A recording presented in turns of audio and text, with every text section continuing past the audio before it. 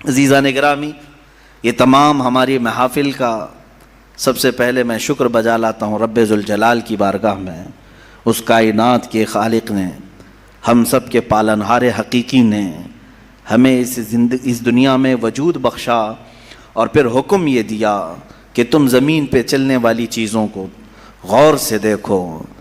قل انظروا ماذا فی السماوات والارض، تم آسمانوں میں غور سے دیکھو کیا کیا چیزیں ہیں۔ یہ کیوں دیکھنے کا حکم بار بار رب تعالیٰ ہمیں فرماتا ہے؟ اس لیے کہ تم مجھ تک پہنچ سکو، رب تعالیٰ کی معرفت تمہیں حاصل ہو جائے۔ انسان کا اس دنیا میں آنے کا ایک مقصد یہی ہے کہ وہ اپنے خالق کو پہچانے، اپنے مالک کو پہچانے، اپنے رب کو، اپنے پالنے والے کو پہچانے۔ اور دنیا یہاں ہر ایک کو پہچانتی رہ گئی، اور رب ذوالجلال جس کو پہچاننے کے لیے بھیجا گیا تھا اس کی طرف تک وہ دو بھی نہیں کیا، محنت بھی نہیں کیا اور پوچھا بھی نہیں۔ میرے عزیزو، لاکھوں راستے ہیں اس مولا کو پہچاننے کے، اس کے باوجود آج لاکھوں انسان گمراہ ہیں، مشرک ہیں، کافر ہیں، کچھ تو خدائے ذوالجلال کا انکار کرنے والے اور کچھ غفلت میں موجود ہیں۔ لیکن وہ خوش نصیب انسان ہے جسے اللہ کی معرفت حاصل ہو گئی، رب تعالیٰ نے اپنی طرف اسے راستہ دے دیا اور وہ اپنے مالک کو پہچانا اور اپنے سر کو محفوظ رکھا صرف اسی بارگاہ میں جھکانے کے لیے۔ وہ دنیا کا عظیم انسان ہے، وہ دنیا کا خوش نصیب انسان ہے۔ باقی سب جو بھولے بھٹکے ہیں، راستہ بھٹکے ہوئے ہیں، ان کے لیے ہمیں کہا گیا کہ تم انہیں سیدھے راستے کی طرف بلاؤ۔ آج سے ہماری یہ مجالس اسی ضمن میں بھی ہوں گی کہ ہم ان بھولے بھٹکوں کو دعوت دینے کے لیے بیٹھے ہیں جو اپنے رب کو پہچاننے سے اور رب کے تعالیٰ کے احکام سے بغاوت کر کے پھر رہے ہیں۔ عزیزان گرامی، اب آپ سب کی بارگاہ میں جو چیزیں میں عرض کرنے جا رہا ہوں وہ بہت توجہ سے سنیں کہ یقیناً اللہ عز و جل رب ذوالجلال اس کی بہت ساری صفات ہیں، 99 صفات آپ نے سنا بھی ہوگا۔ اسماء حسنہ میں اللہ رحمان ہے، رحیم ہے، کریم ہے، حلیم ہے، عظیم ہے، غفار ہے، جبار ہے، ستار ہے، قہار ہے، یہ سب اس کی صفات ہیں۔ اور ہر صفت کو پہچاننے کے لیے زندگیاں لگ جاتی ہیں۔ اللہ تبارک و تعالیٰ کی بارگاہ میں پہنچنے کے لیے انسان زندگیاں لگا دیتا ہے، اور بعض لوگ یہ سمجھتے ہیں کہ ہم گھر بیٹھے ہی اللہ تعالیٰ کی معرفت حاصل کر لیں۔ ایسا نہیں ہے میرے عزیزو۔ آج سب سے پہلے چیز میں یہ عرض کرتا ہوں، آخر خدا ہے یا نہیں؟ کسی نے دیکھا نہیں، سوال تو ہے ہی ہے۔ ہم تو چلے روایات کے اعتبار سے، ہمارے گھروں سے ہمیں جو علم دیا گیا ہے ہمارے ماں باپ کی طرف سے، اور ماحول نے ہمیں جو علم دیا ہے وہ یہی ہے کہ ہم بولنے کے قابل ہوئے اسی وقت ہمیں کہلا دیا گیا تھا لا الہ الا اللہ، اللہ کے سوا کوئی معبود نہیں۔ ہمیں اللہ کے وجود کا بہت بچپن میں ہی علم دے دیا گیا، لیکن ہم بڑھتے بڑھتے اب زمانے کو دیکھنے لگے تو پتہ چلا کہ یہاں بہت سارے دہریے بھی ہیں، ایتھیسٹ ہیں، جو خدا کا ہی انکار کرتے ہیں کہ خدا ہے ہی نہیں، کوئی دین ہے ہی نہیں۔ آج میں ان کے سلسلے میں عرض کروں گا کہ آخر ایسا کیسے ہو سکتا ہے کہ کوئی خدا ہی نہیں۔ یہ اور بات ہے کہ ایک ہے، دو ہے، کون ہے، اس پر الگ بحث، لیکن جن لوگوں نے کہا ہے ہی نہیں تو مجھے تعجب ہوتا ہے کہ آخر عقل تمہاری ہے یا نہیں؟ عقل سے اگر سوچو گے تو پھر تمہیں مجبوراً کسی نتیجے پر جانا ہوگا۔ امام اعظم ابو حنیفہ رضی اللہ تعالیٰ عنہ دہریوں کے لیے کھلی تلوار تھے۔ دہریہ کس کو کہتے ہیں؟ جو خدا کا ہی انکار کرتا ہے، یعنی کوئی نہیں ہے، نہ بھگوان ہے، نہ خدا ہے، کوئی چیز ہے ہی نہیں، ہم خود سے چل رہے ہیں۔ امام اعظم رضی اللہ تعالیٰ عنہ کی بارگاہ میں ایک جماعت آئی ملحدین کی، اور وہ تلواریں لے کر کے ہی آتے تھے کہ موقع پا کر کے انہیں قتل کر دیں۔ ایک دن امام اعظم ابو حنیفہ رضی اللہ تعالیٰ عنہ ان کی جماعت کو آتے ہوئے دیکھا، اور اچانک آپ اپنی مجلس سے کھڑے ہوئے اور کہنے لگے میں کچھ گہری سوچ میں ہوں۔ وہ قریب آئے اور پوچھا کیا سوچ رہے ہیں آپ؟ کہا کہ میں نے سنا ہے کہ ایک سمندر میں کشتی چل رہی ہے اور اس پر سامان خود سے لد جاتا ہے، اور بڑی برابر منزلوں پر وہ رکتی ہے اور اپنا سامان خود ہی اتارتی ہے، نہ اسے کوئی چلاتا ہے نہ لوڈنگ انلوڈنگ کرنے والے کوئی مزدور ہیں، وہ خود بخود سامان لیتی ہے، خود بخود سامان اتارتی ہے۔ یہ روبوٹک دنیا بھی نہیں تھی اس وقت کہ وہ یقین کر لیتے، سائنسی دنیا بھی نہیں تھی اس وقت۔ تو ان دہریوں نے کہا کیا مذاق کر رہے ہیں آپ کہ سمندر میں کشتی بغیر ملاح کے، بغیر کیپٹن کے چل رہی ہے اور خود سامان لوڈ کر رہی، اتار رہی ہے، ہمارے ساتھ مذاق کر رہے ہیں آپ؟ ہم عقل والے لوگ ہیں، آپ کی اس بات پر کوئی بیوقوف ہی یقین کر سکے گا۔ امام اعظم ابو حنیفہ رضی اللہ تعالیٰ عنہ فرماتے ہیں اتنی جب تجھے عقل ہے کہ ایک کشتی سمندر پر بغیر کسی چلانے والے کے نہیں چلتی، تو یہ پورے کائنات کا نظام بغیر چلانے والے کے کیسے چل سکتا ہے؟ برابر وقت پر سورج کا طلوع ہونا، برابر وقت پر سورج کا غروب ہو جانا، چاند کا اپنی منزلوں پر چلنا، اور یہ سمندروں کا برابر اپنے مدار میں رہنا، اور یہ زمین کا طرح طرح کے پودے اگنا، اس میں پھول کا آنا، پھلوں کا آنا، یہ کیا اللہ کے ہونے کی نشانیاں نہیں ہیں؟ کوئی تو ہے جو یہ سارا نظام چلا رہا ہے۔ ہاں تم یہ کہہ سکتے ہو کہ مشینیں ہم چلا رہے ہیں، پنکھے ہم چلا رہے ہیں، لائٹ ہم چلا رہے ہیں، چلاؤ دنیا کی ساری مشینیں چلاؤ، لیکن میں اگر ایک فیلڈ میں آؤں ان دہریوں سے پوچھتا ہوں۔ امام شافعی رحمۃ اللہ علیہ نے کیا جواب دیا؟ میں چاروں اماموں کی بات بتا دیتا ہوں۔ چاروں اماموں نے رب ذوالجلال کے وجود کے متعلق کیا کیا کہا ہے۔ امام مالک نے تو یوں فرمایا، آپ سے پوچھا گیا کہ خدا ہے، انہوں نے کہا ہاں۔ کیا دلیل کیا ہے؟ کہتے ہیں کہ زبانوں کا مختلف ہونا، انسانوں کی زبانوں کا الگ الگ ہونا اور الگ الگ نسلوں کا ہونا، یہ اللہ کے وجود کی دلیل ہے۔ امام شافعی سے پوچھا گیا آپ کوئی دلیل دیں گے کہ کوئی ہے؟ آپ نے کتنی پیاری بات فرمائی، ارشاد فرماتے ہیں شہتوت کا درخت دیکھا ہے؟ شہتوت کا درخت آپ نے دیکھا ہے؟ شہتوت جو ہے بہت باریک باریک سے پھل ہوتے ہیں، میٹھے ہوتے ہیں، اور اس کا پتا جو ہے وہ کئی قسم کے جانور کھاتے ہیں۔ شہتوت کے پتے کو شہد کی مکھی بھی چوستی ہے، شہتوت کے پتے کو گائے بکریاں بھی کھاتی ہیں، ہرن بھی کھاتی ہے، یہ سب کے سب شہتوت کے پتے کو کھاتے ہیں۔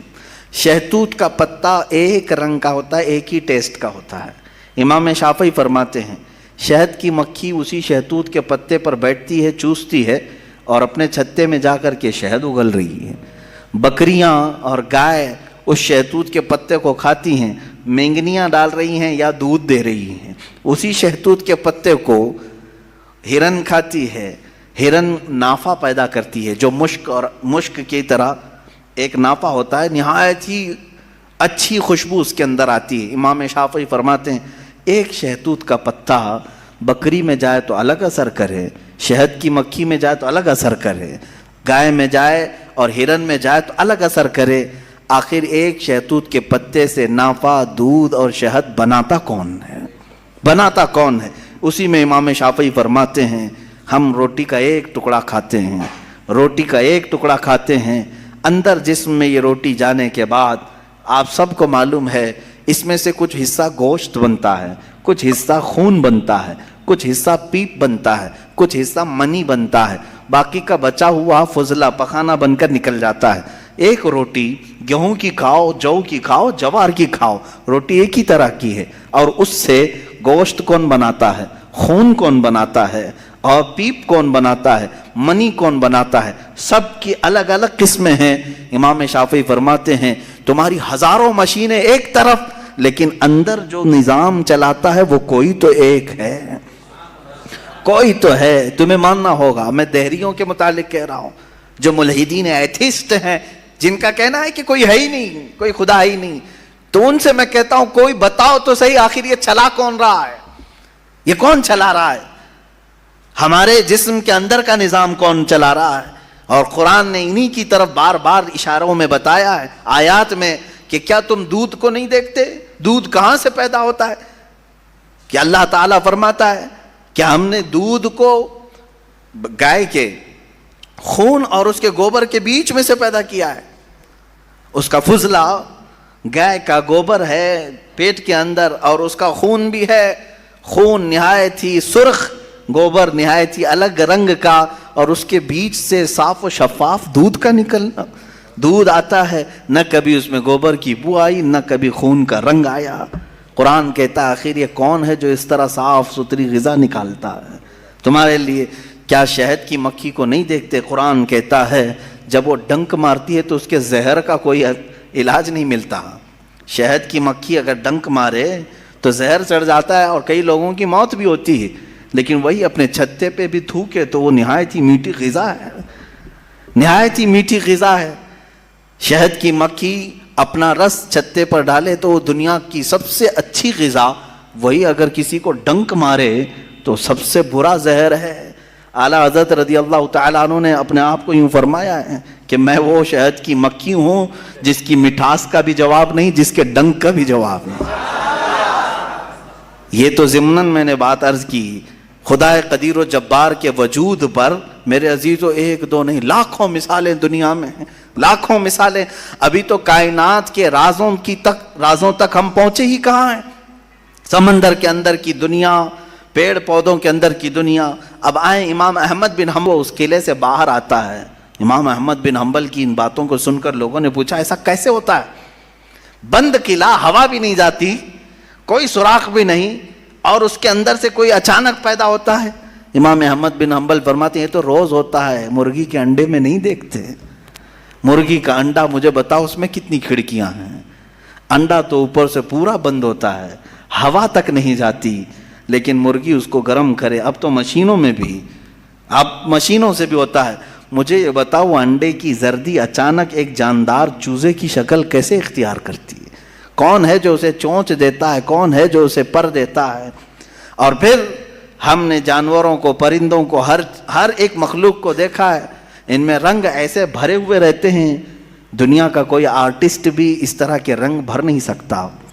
کیا ہم مور کو نہیں دیکھتے؟ طرح طرح کے خوبصورت اس میں ڈیزائن کیے گئے ہیں، ایسا لگتا ہے کہ کوئی قلم لے کر کے ڈیزائن کیا ہے، کوئی برش سے ڈیزائن کیا ہوا ہے. نہیں میرے عزیزو، یہ قدرت کی شاہکاریاں ہیں، رب ذوالجلال کی شاہکاریاں.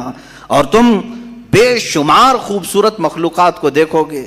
پھر میں ان دہریوں سے پوچھتا ہوں آخر ان تمام کو پیدا کرنے والا کوئی تو ہوگا، کوئی تو ہوگا. تم لاؤ ڈھونڈ کر کے آخر کون ہے یہ سب پیدا کرتا ہے. یہ تو تخلیق، نظریے تخلیق. خدا کو پہچاننے کے 4 نظریے دنیا میں مشہور ہوئے ہیں. الہیات، اس کو علم الہیات کہتے ہیں جو میں بیان کر رہا ہوں. تھیولوجی، سائنس کے نظریے سے بھی، یعنی اللہ کو پہچاننے کے لیے، خدا کو ڈھونڈنے کے لیے نظریے بنائے گئے. فلسفیوں نے الگ، سائنٹسٹ نے الگ، علماء ربانیین نے الگ، حکماء نے الگ، سب کے اپنے اپنے نظریے ہیں. ہم اللہ رب العزت کو نظریے تخلیق سے واضح کرتے ہیں، لوگوں کے سامنے بتاتے ہیں کہ اللہ پیدا کرنے والا ہے. کیونکہ قرآن پاک میں جگہ جگہ اس نے، اللہ تعالیٰ نے اپنی ربوبیت کا، اپنی تخلیق کا اظہار جو فرمایا ہے وہ یہی فرمایا کہ تم اتنے کمزور ہو کہ ایک مکھی کو نہیں بنا سکتے، ایک مکھی پیدا نہیں کر سکتے، کتنے کمزور ہو. اور وہ رب ذوالجلال ہزاروں کروڑوں مخلوقات روزانہ بناتا ہے، روزانہ انہیں موت بھی دیتا ہے. حیات و ممات اسی کے دست قدرت میں ہے. عزیزان گرامی وقار، اللہ تعالیٰ کی بے شمار صفات میں سے مجھے کئی صفات پر عرض کرنا تھا. میں سب سے پہلے اس کے وجود پر آپ کے سامنے یہ دلائل رکھا. عام مسلمان بھی کسی دہریے سے کہہ سکتا ہے کہ اللہ کے نہ ہونے پر جو تو اس قدر ناچ رہا ہے. آج ایتھیزم کا بہت زیادہ آج چل رہا ہے. وہ کہتے ہیں کوئی دین دھرم ہوتا نہیں، کچھ نہیں ہوتا ہے، کوئی خدا نہیں ہوتا، دنیا میں ایسے ہی چل رہے ہیں. مذاق کر رہے ہو، مذاق کر رہے ہو میاں. ابھی تک تو وہ آٹومیٹک گاڑی بھی نہیں آئی بغیر ڈرائیور والے، ابھی تم بول رہے ہو، ابھی تم بول رہے ہو. بہرحال دنیا میں کوئی چیز کو بنانے والا ہوتا ہے. آٹومیٹک گاڑی آ بھی گئی تو میری اس دلیل کو یہ مت سمجھ لینا کہ گاڑیاں بغیر ڈرائیور کے نہیں چل سکتی. مفتی صاحب نے کہا آپ تھوڑے دنوں کے بعد آنے والی ہے، اس کا مطلب کیا بغیر ڈرائیور کے بھی سب چلتی ہیں؟ میری یہ دلیل اس لیے نہیں ہے. بغیر ڈرائیور والی گاڑی اگر چل بھی گئی تب بھی میں سوال کروں گا کہ اس کو آخر گاڑی کو بنایا کون ہے؟ یہ بنایا کون ہے؟ کوئی تو انسان بنایا ہوگا. تو اسی طرح سے ہر چیز کو دنیا کی آپ کو یہ علم لے کر کے جاتا ہے تھیولوجی کا کہ کوئی نہ کوئی اس کا پیدا کرنے والا ہے، بنانے والا ہے. فلسفی ان کے ہاں ایک قانون ہے، دور اور مسلسل، یعنی تسلسل، کنٹینیو کوئی چیز ہو نہیں سکتی. مثال کے طور پر مجھے پیدا کرنے والا کوئی ہے اور اس کو پیدا کرنے والا کوئی ہے، اس کو پیدا کرنے والا، یہ جو سوچ ہے تسلسل اس کو کہتے ہیں. کہیں جا کر کے سٹاپ ہونا پڑے گا، کہیں جا کے سٹاپ ہونا پڑے گا تمہیں. میں پیدا ہوا میرے باپ سے، میرے باپ پیدا ہوئے دادا سے، دادا پر دادا سے، یہ سلسلہ چل کر کے کہیں تو سٹاپ ہوگا، کہیں جا کے ختم ہونا ہے. تو فلسفی اس بات کو مانتے ہیں کہ دور اور تسلسل محال ہے، یعنی کنٹینیو ایسی جاتا رہے، یہ محال ہے. ان کے ہاں ایسا ہے. میرے عزیزو، اب اگر میں ان سے سوال کروں کہ جیسے بہت سارے لوگ بھگوانوں کو بھی مان لیے، جبکہ بھگوان کی بیوی بھی ہے، بھگوان کے بچے بھی ہے اور بھگوان کا باپ بھی ہے، تو پھر اب سوال آئے گا کہ بھگوان کا دادا کون، بھگوان کا پردادا کون؟ پھر وہ نسب چلے گا، کہیں تو جا کے رکنا ہے، کہیں تو جا کے رکے گا. بچے ہیں تو اب تک ان کی نسل کیوں نہیں؟ بھگوان کے بھی بیٹے بیٹیاں تھیں نا، بہت سارے بھگوانوں کا تذکرہ ہندوستان میں ہے، ان کے بیٹے بیٹیاں بتائی گئی ہیں، کتنے بیٹے تھے، رام کے بھی، کرشن کے بھی، سب کے بھی بتائے گئے ہیں بیٹے بیٹے. تو اب اولاد کہاں ہیں؟